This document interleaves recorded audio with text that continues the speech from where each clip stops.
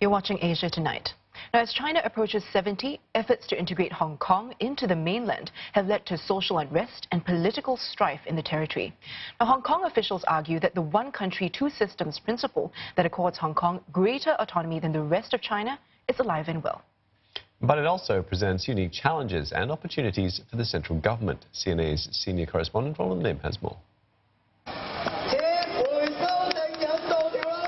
What started as a protest against a controversial bill that would have allowed for the extradition of suspects to China has morphed into a broader expression of unhappiness with China's rule under the one country, two systems framework. Under President Xi Jinping, the emphasis has been more on the one country over the two systems. And that's caused much anxiety for locals as the year 2047 looms large, when the 50 years of autonomy ends. I think one country, two system is working in a kind of conflict-ridden and problematic manner because Hong Kong remains a pluralistic capitalist city, whereas China remains a mainly socialist, interventionist society and economy.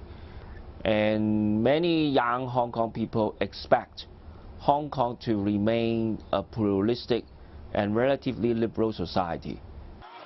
Many young Hong Kongers don't see themselves as Chinese first, and they don't see their own government capable enough to satisfy their needs and aspirations.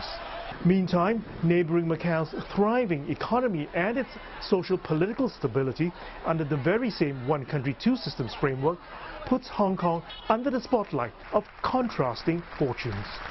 With its incoming new chief executive, Ho Yat-seng, Macau's on course to becoming the region with the highest GDP per capita in 2020, according to the IMF. Hong Kong's socio-economic woes has emerged as a driver of social unrest, a stark income gap, obstacles to social mobility, extreme competition in schools and the workplace, and one of the most expensive places in the world to buy a home.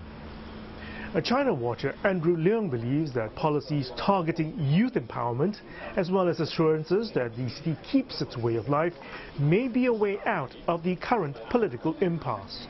What the young people are asking for is a direct stake in Hong Kong's governance, and that may be one way out to ensure that they channel their enthusiasm, their passion, their creativity for the good of themselves, for the good of Hong Kong, and for the good of Hong Kong's governance. Now, Hong Kong is still seen as an important conduit for China businesses due to its relatively strong rule of law, as well as robust capital markets. Analysts, however, are worried that the city may lose its uniqueness compared to other mainland cities as it integrates further with China. Initiatives like the Greater Bay Area to link Hong Kong, Macau, and 9 neighboring Chinese cities into a Bay Area that rivals Silicon Valley or Tokyo Bay will continue to draw the city closer to China.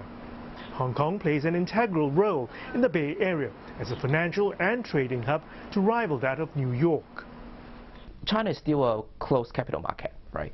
So China still need Hong Kong for like cross-border transaction, raising funds. So I mean, Hong Kong's is still very valuable in the GBA. In August, Beijing also unveiled a detailed plan calling for wide-ranging reforms to be implemented on the southern coastal city of Shenzhen. The 2025 plan wants to make Shenzhen a leader in terms of innovation, public services and environmental protection, as well as the model city for socialism with Chinese characteristics.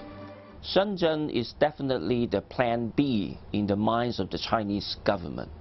But Shenzhen has its own disadvantages.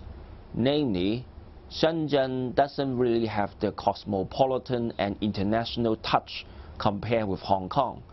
The freedom of information in Hong Kong is still the upper hand, making Hong Kong having the comparative advantage. Meantime, it's also clear that leaders and organizations are going to be facing tough decisions and out-of-the-box ideas on how to sustain Hong Kong's one country, two systems model going forward.